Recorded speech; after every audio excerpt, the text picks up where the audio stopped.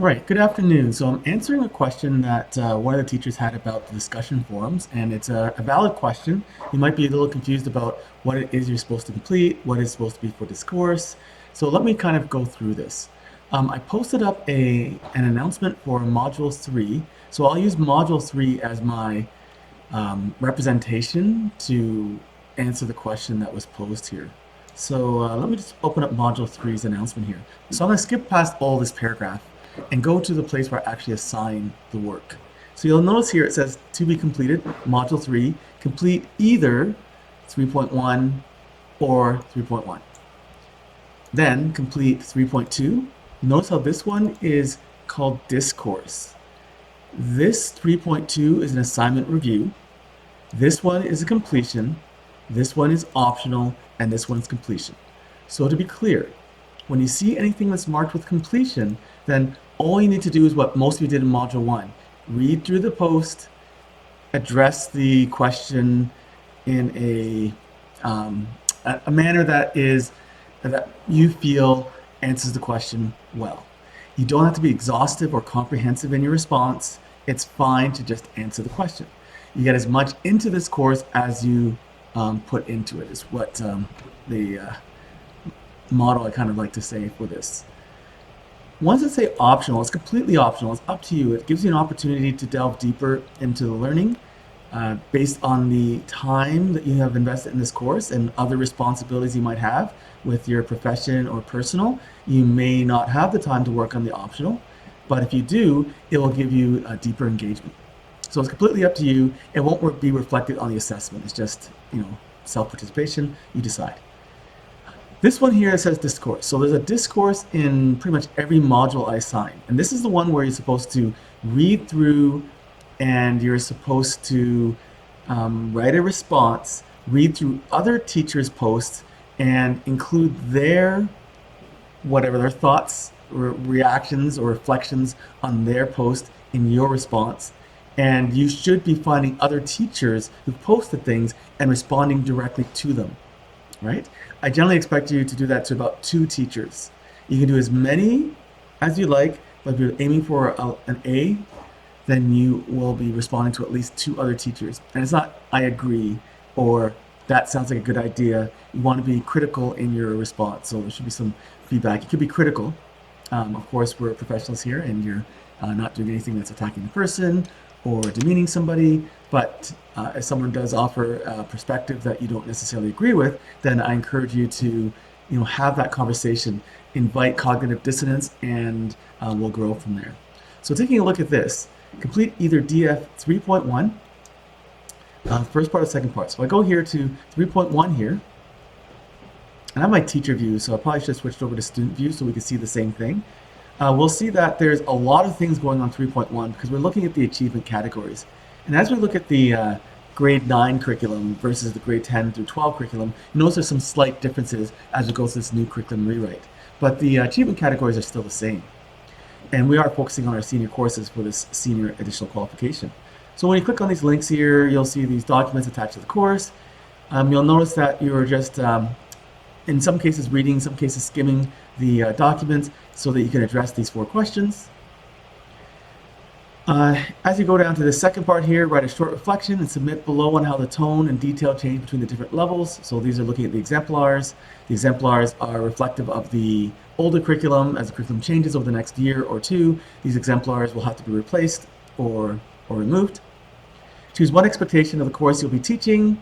So if you're a biology AQ, a chemistry AQ, or a physics AQ, focus on your particular subject area. If you're doing chemistry, please do not answer a biology because you are focusing on the chemistry. We put you all into the same envelope, so we have a lot of teachers to talk to each other, but you are still focusing on your own additional qualification, right?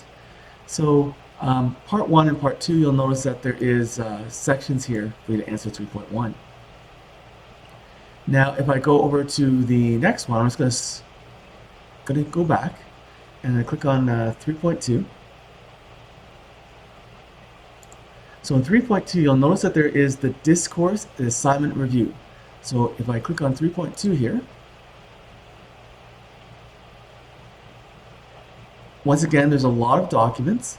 You don't need to read every single document. That's overwhelming in nature. I would click on them, open them up, and maybe read one or two, probably two, and just skim through the rest. Get a feel for what they're talking about. And anything that really speaks to you, something you're not really familiar with, or something that you are familiar with and you want to get confirmation, then pick those ones to delve a little bit deeper. So working through every single document is not the expectation. Pick a couple to read, and then the other ones you might want to skim through. Anyway, for this one here, you are actually focusing on one particular assessment. And you'll notice you get to self-select. So we click on this little link here. You're going to open up a Google Sheet and you're going to write your name beside a particular task. What do those tasks look like so that you can choose the one that you wish to work on? Well, if you click on this link here, it will open up a folder, and in that folder, you will see all the assessments. There's some biology, there's some chemistry, and there's some physics. You can also access a sign-up Google Sheet from this link as well. All these are arranged in the same format. So if I were to click on the first one here, you'll see that they have these 8 questions. And if anyone came to this earlier, you'll notice that this has been revised. I'm constantly updating these, typically after the previous modules, because I like to reflect the learning that we're doing of the classroom that we're in.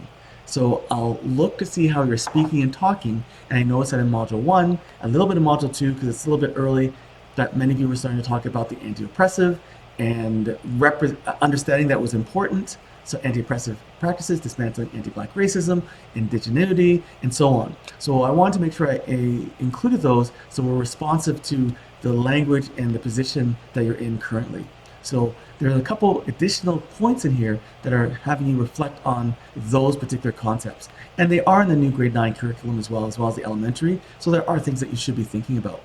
So these 8 questions, well 7 questions plus other, are at the top. So each person comes in with a different color. Clayton comes in with pink, and Jace comes in with blue or something like that. And then you're going to read through the task and then address the questions. Address them right here directly in the document, so that way other teachers coming in can see what you had to say. And we have kind of like a little wiki of information here.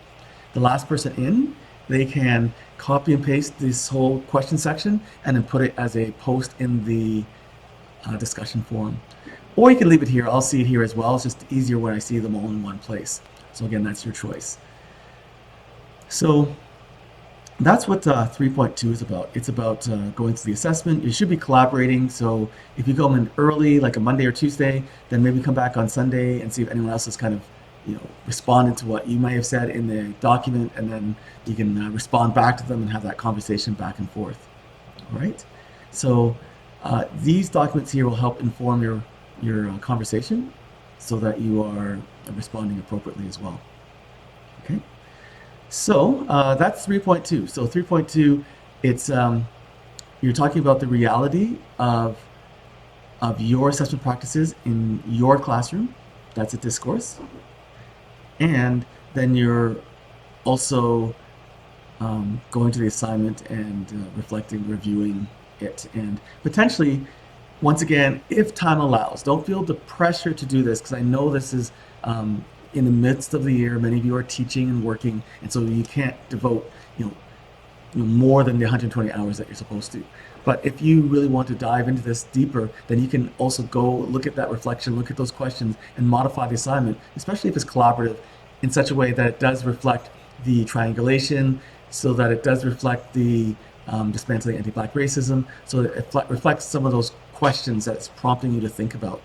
And this is what you want to take away from the course. The assignments specifically have been stripped or modified in such a way that they are missing pieces, right? But they are also assignments that are very reflective of what teachers have been doing over the past decade, if not longer.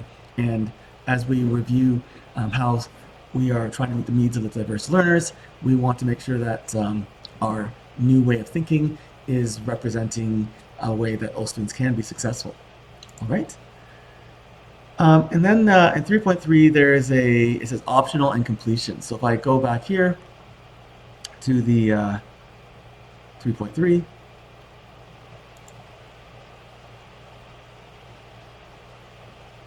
so there's an optional question reflection, and then there is a completion for a throwaway statement.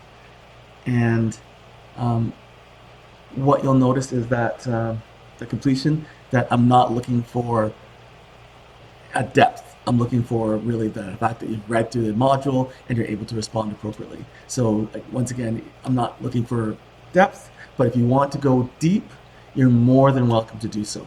So hopefully that gives you some clarity on the discussion forums, on completion versus discourse versus little assignments that are meant to be collaborative versus optional discussion forums.